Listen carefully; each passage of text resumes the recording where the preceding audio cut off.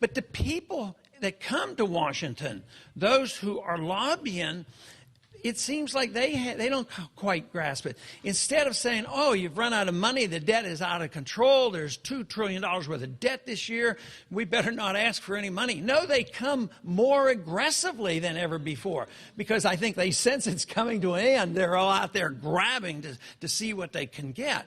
But it's going to go on and on. Do you think this country is going to let California go broke? They'll bail out California. If they can bail out car dealers and banks and AIGs, they'll bail out California. Today, the president announced, or yesterday or whenever, he announced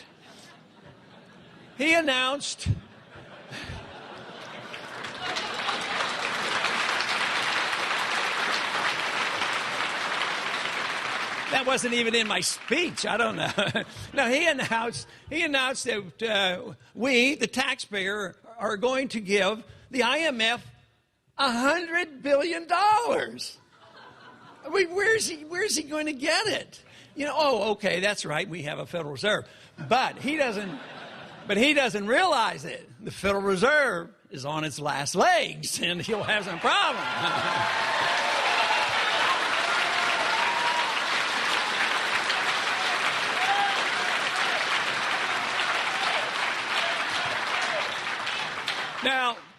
Now, as important as 1207 is in reforming and getting rid of the Fed is, the possibility of the Fed's just self-destructing is probably, there's a greater chance of that. That doesn't diminish the need for us to do what we're doing.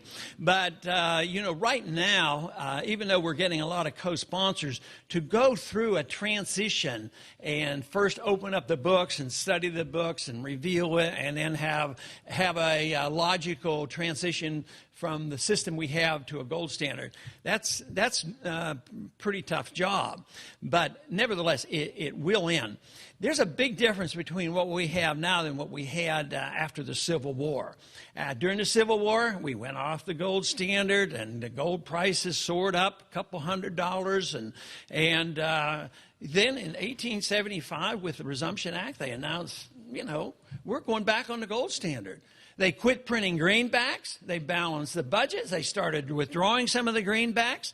And lo and behold, the people actually believed their government back then, and that they wouldn't overspend. But today, you know, if we announced in Washington today, okay, yes, we're going to balance the budget next year. We're going to take off all the pressure of on the Federal Reserve to monetize debt.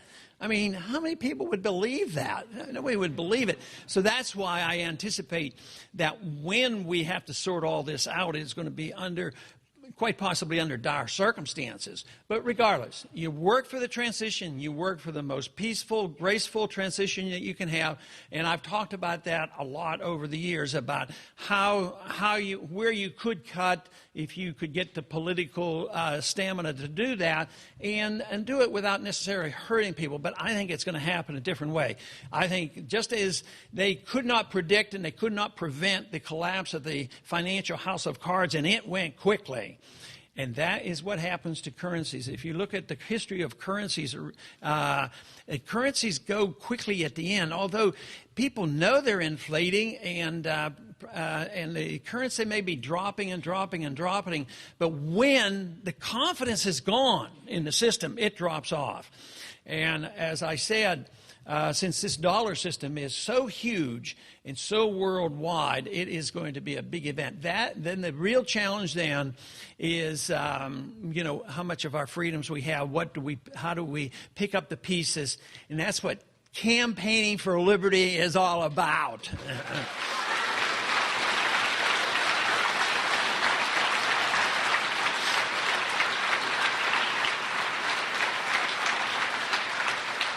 I'm convinced if we lost all our wealth and we had the crisis, but we retained our liberty and had a very, very small government, a government that guaranteed property rights and contract rights, guaranteed that the money could not be counterfeited, and that there would be no IRS and there would be incentives, I think we'd be all back on our feet within a short period of time.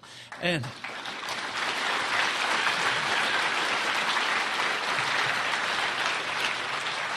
Matter of fact, a good test of this, a lot of times I'm asked the question, now, if you'd have happened to have been the president, what would you have done? Well, I couldn't have done too much at all unless we convinced the Congress what to do, but this is what I'd have asked them to do.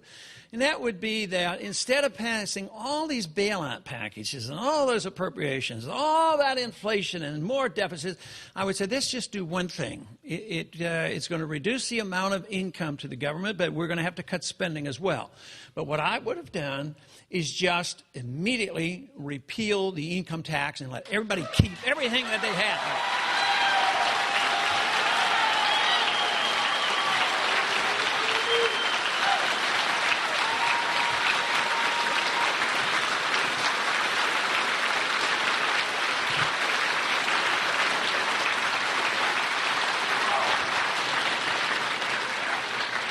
And that probably would have been a fraction of what we spent. So wouldn't it have made a lot more sense to have the money in the hands of the people who would have the incentive to go out and work?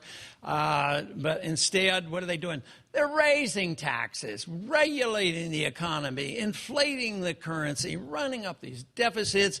And, of course, the place where I have always suggested to be the first place to cut spending and come back to our senses would be the overseas spending. But what are we doing?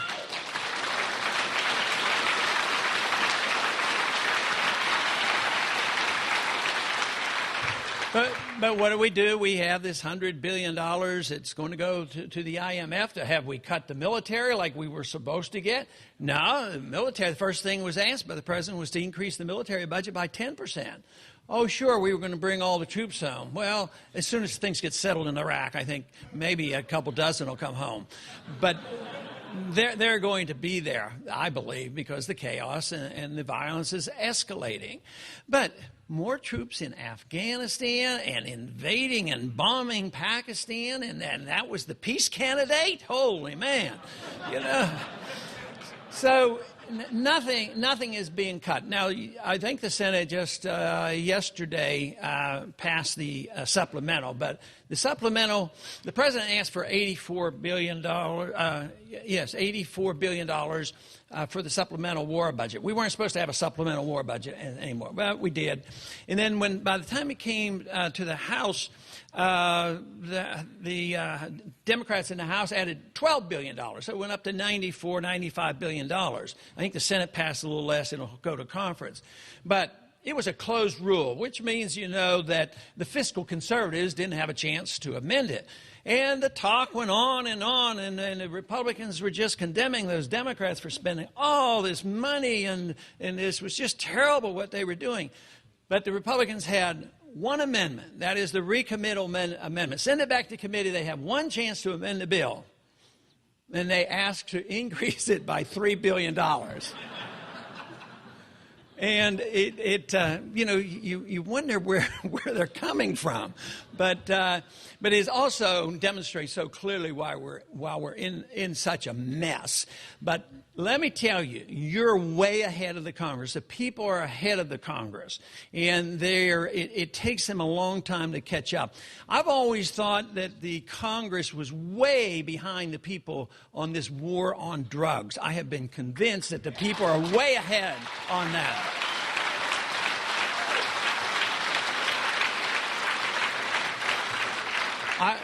I always thought, well, if the people weren't way ahead, I would have never been reelected to Congress a long time ago, because I had been out for 12 years and went back in '96, and they knew by that exactly what my position on the war on drugs was, and that is that the war on drugs is worthless. It's a war on the people. It's a war on our liberties.